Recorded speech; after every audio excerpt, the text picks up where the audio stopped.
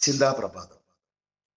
പ്രിയപ്പെട്ടവരെ, നമ്മൾ ഹൃദയത്തോടെ ഏറ്റവും ചേർത്ത് പിടിക്കേണ്ടത് നമുക്ക് ആകാശവും ഭൂമിയും കാട്ടിത്തന്ന, രക്തവും വിയർപ്പും ചിന്തി നമ്മളെ നമ്മളാക്കി മാറ്റിയ ഭൂമിയിലെ നമ്മുടെ കാണപ്പെട്ട ദൈവങ്ങളായ മാതാപിതാക്കളെയാണ്.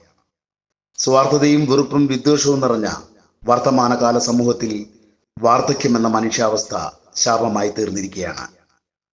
മനുഷ്യജീവനെ പ്രതീക്ഷിത ആയുസിനോട് അടുത്തെത്തി നിൽക്കുന്ന അവസ്ഥയാണ് വാർദ്ധക്യം.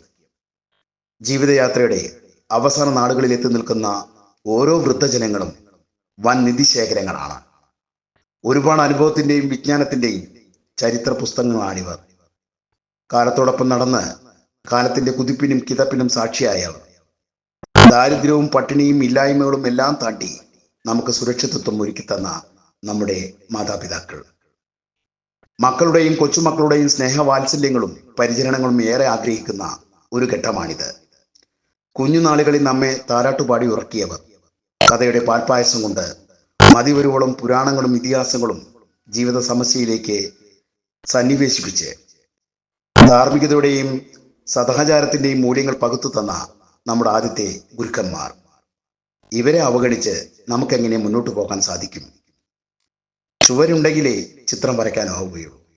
നമുക്ക് നമ്മുടെ അച്ഛനമ്മമാരെ മാറോടണയ്ക്കാം.